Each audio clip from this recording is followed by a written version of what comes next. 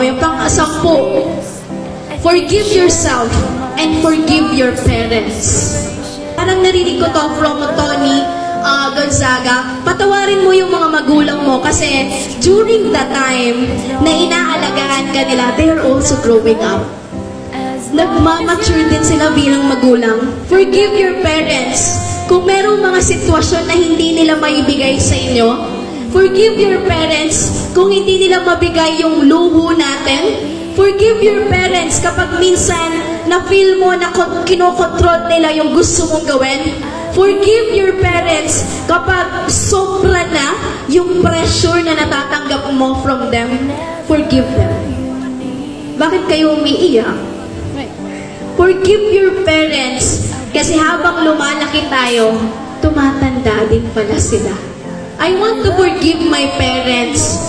Wala po sila ngayon, hindi po nila alam, nag-i-speech ako dito. At hanggang ngayon po, hindi nila alam na nag-resign na ako. Kasi growing up, ako lang eh. Growing up, lahat ng desisyon ko sa buhay, I'm all alone. Pero I want to forgive them. Kasi hindi ko naman sila sinisisi na mahirap kami. Hindi ko naman po sila sinisisi na hindi po nila ako napag-aral. Hindi ko naman sila sinisisi na hindi po nila ako nabigyan ng mga magagandang gamit, na hindi po nila napag-feel sa akin. Sorry for breaking, hindi pa kasi nila alam na nag-resign na ako.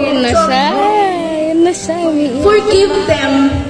Kasi minsan may mga magulang kasi na hindi pa ready para mag-anak. Meron din namang ready na, meron din naman na gusto naman nilang tulungan kayo, hindi lang talaga kaya. Kaya nga, sasamahan natin silang tulungan. Huwag naman na i-blame natin sila sa lahat ng bagay na pinagdadaanan natin. I am forgiving my parents na kahit nahirapan ako during my teenage life. I am proud of them. I am proud of my tatay na nagtitinda ng chicharon. I am proud of my nanay na nag-aalaga ng ibang anak at naglalaban ng ibang labahan. I want to forgive my parents kasi nung time na kailangan kong lumipat sa ibang pamilya, dahil hindi na talaga kaya ng pamilya ko, even my relatives.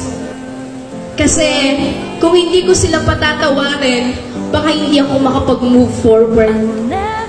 Kung hindi ko sila patatawarin, baka hindi ko patawarin yung sarili ko na habang buhay na lang akong habang buhay ko na lang inisip na baka kasalanan nila kasi mahirap lang kami, kaya yan, di ako nakapag-aral ng mabuti, di ako nakapag-aral ng ganyan. No. Let's also help them. I hope you are crying kasi may nare-realize ka at this very moment kasi I realized something tonight. I hope you are crying kasi you wanna do something for your family. I hope you are crying kasi gusto mong bigyan pa ng kapuluhan yung buhay mo kasama sila. You know what's the best part? Everyone, students, ano yung pinakamasarap? Yung makabili ka ng washing machine, yung makabili ka ng grocery, yung mabigyan mo ng something yung nanay mo, grabe, that's the best part. Feeling mo milyonaryo ka. Kahit binigyan mo lang siya ng 5,000. You know what's the best part? Yung hindi yun na kailangan mangutang. You know what's the best part? Yung meron na kayong kakainin. And you know what's the best part? Meron na kayong damit na isusuot. Meron na kayong magandang tutulugan. Yung bahay po namin, dati, butas-butas yan. Yung haligi, kahoy, sawali. Sobrang nakakaawa. At kung ikaw ay dalaga, binata, syempre makakaina kasi kasura na nila yung baleme, di ba? Pero, you know what? Doon sa pangit na bahay na yun, doon ako nangarap. Ngayon po, meron na kaming second floor, di ba, bongga? Meron na kaming pa-overlooking doon. Okay, pero hindi siya second floor, terrace lang siya sa taas. Meron na kaming bahay na hindi tumutulo tuwing gabi.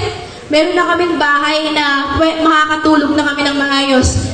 Kasi nangarap tayo.